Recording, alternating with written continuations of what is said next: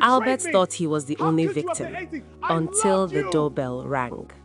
Albert Mensah had everything most young men in Accra prayed for. At just 34, he was already working with one of the biggest engineering firms in the country. His life was structured, predictable, and promising. He wore neatly pressed shirts, spoke with quiet confidence, and carried himself like a man who knew where he was going. But his greatest pride wasn't his job. It was Jennifer. He met her on a warm Tuesday afternoon at a corporate engineering conference at the Kempinski Hotel. She wasn't the loudest person in the room, but she had a presence. Calm, graceful, intentional. She asked a question during one of the presentations, and Albert found himself listening to her voice more than the answer itself. Later that evening, he gathered the courage to approach her. "Hi, I liked your question," he said awkwardly. She smiled, and that was how everything began. Jennifer was everything he wanted. Respectful, hardworking, focused. She had dreams and she chased them with quiet determination. They dated for a year. Then they got married. Their marriage wasn't perfect. No marriage ever is. Some days were filled with laughter, some days were quiet, some days were boring, but there was love. His job required frequent travel, sometimes to Takoradi, sometimes to Kumasi, sometimes to mining sites in remote parts of the country. He could be gone for 2 weeks, sometimes 3. Jennifer would always stand at the door and wave goodbye. "Drive safe," she'd say, and he would.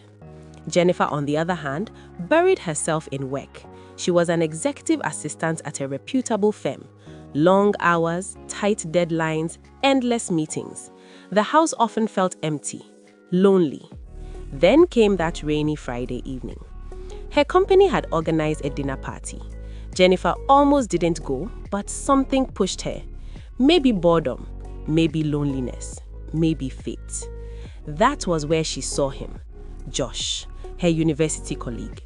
He hadn't changed much. Same smile, same confident walk. "Jennifer?" She froze. "Josh?" They laughed, talked, reminisced. It felt harmless at first.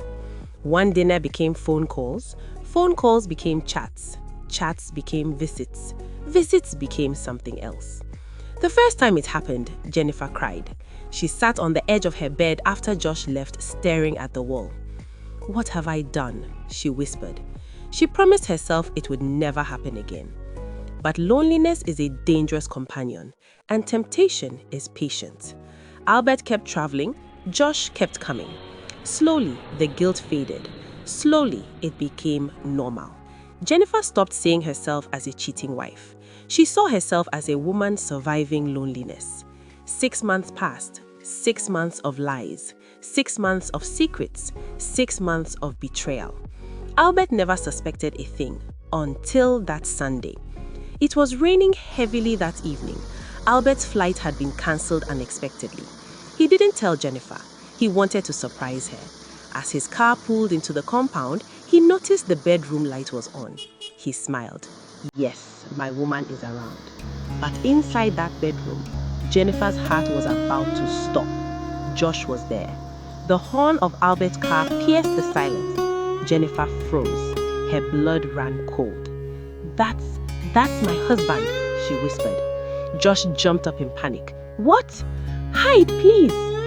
Albert's footsteps approached the door. Josh barely managed to slip out through the back entrance. Jennifer was standing there, shaking.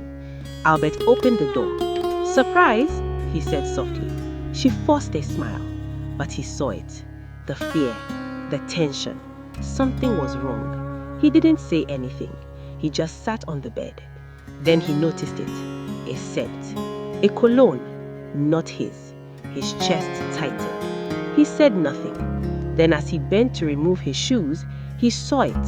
A wristwatch. A man's wristwatch. Right beside the bed. His heart stopped.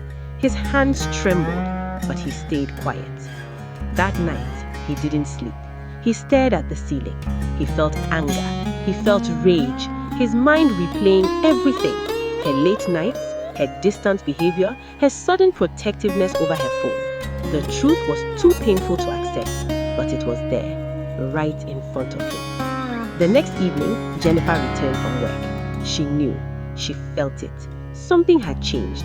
Albert was sitting quietly in the living room. He held the watch in his hand. He stretched it toward her. Whose watch is this? Her knees weakened. She couldn't speak. He stood up, his voice shaking. You've been sleeping with another man, haven't you? Silence. Her tears fell immediately. She dropped to her knees. I'm sorry. I'm so sorry, Albert. His world collapsed. The woman he trusted, the woman he loved, the woman he called his wife, she broke him. He wanted to scream. He wanted to cry. He wanted to disappear. Then suddenly, the doorbell rang. They both froze. Albert walked slowly to the door. He opened it, and everything changed. A young woman stood there. She held a baby, a small baby. She looked nervous. Albert's heart sank. He stepped outside and closed the door behind him. Jennifer watched from inside, confused. After a minute, Albert came back inside. His face was pale. Jennifer wiped her tears. Who was that? He hesitated. No one important. Jennifer frowned. She walked to the door, opened it. The woman was still there. She spoke. I am looking for Albert. Jennifer's stomach twisted. For what? The woman swallowed. I'm his girlfriend. Silence. The words hung in the air like thunder. Jennifer felt dizzy. Her ears rang. Her heart pounded. Girlfriend? Then she looked at the baby. Her voice trembled. And the baby? The woman answered quietly.